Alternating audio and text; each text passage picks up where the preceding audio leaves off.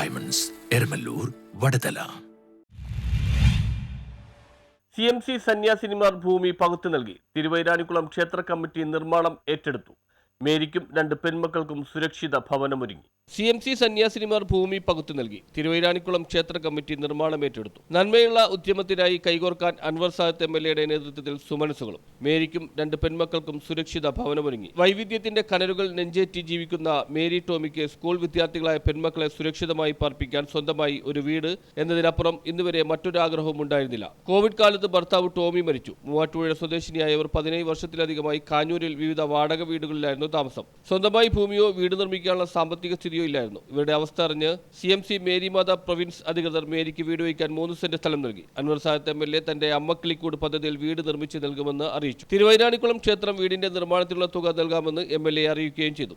ഈ ട്രസ്റ്റിന്റെ തിരുവൈരാണിക്കുളം ട്രസ്റ്റിന്റെ പ്രസിഡന്റ് അടക്കമുള്ള ആളുകളെല്ലാവരും എൻ്റെ വീട്ടിലേക്ക് വരും. സാധാരണ എൻ്റെ വീട്ടിൽ വരാറുണ്ട്. കാരണം അമ്പലത്തിൻ്റെ ഉത്സവവുമായി ബന്ധപ്പെട്ട് വന്ന് കാണാറുണ്ട്, സംസാരിക്കും. ഞാൻ അതുപോലെ തന്നെ ഞാനും വിചാരിച്ചു. അപ്പോൾ എൻ്റെ അടുത്ത് പറഞ്ഞു, ഇതേ അമ്മക്കിളിക്കൂടിൻ്റെ കാര്യത്തെ പറ്റി ചോദിച്ചു. അപ്പോൾ എന്താണ്? അപ്പോൾ ഞാൻ പറഞ്ഞു ഇത്ര കാശ് വരും. ഞാൻ പറഞ്ഞു ഇപ്പോൾ 7.5 ലക്ഷം രൂപയാണ് വരുന്നത്, 510 സ്ക്വയർ ഫീറ്റ് വീടാണ് പണിയെന്നൊക്കെ പറഞ്ഞു. അപ്പോൾ അവരവിടെ വെറുതെ ഞങ്ങളുടെ അമ്പലത്തിൻ്റെ ട്രസ്റ്റിൻ്റെ വക ഒരു വീട് ഞങ്ങൾ സ്പോൺസർ ചെയ്ത് MLA ആരാണ് തീരുമാനിച്ചത്. സത്യം പറഞ്ഞാൽ ഞാൻ വളരെ അത്ഭുതം. മറ്റു സ്പോൺസർമാരിൽ വ്യത്യസ്തമായി. കാരണം ഒരു അമ്പലം, ഒരു ട്രസ്റ്റ്, അൻവർ സാദത്ത് MLA ഒരു ഇനിഷ്യേറ്റീവ് എടുക്കുന്ന ഒരു പ്രൊജക്റ്റ്.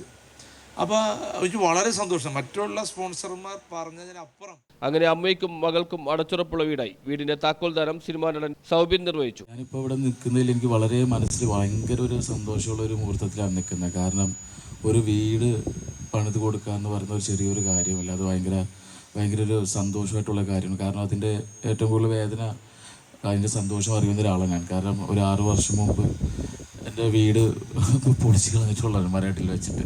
അപ്പോൾ അതുകൊണ്ട് അതിൻ്റെ ഒരു വേദന എനിക്ക് നന്നായിട്ട് അറിയാം.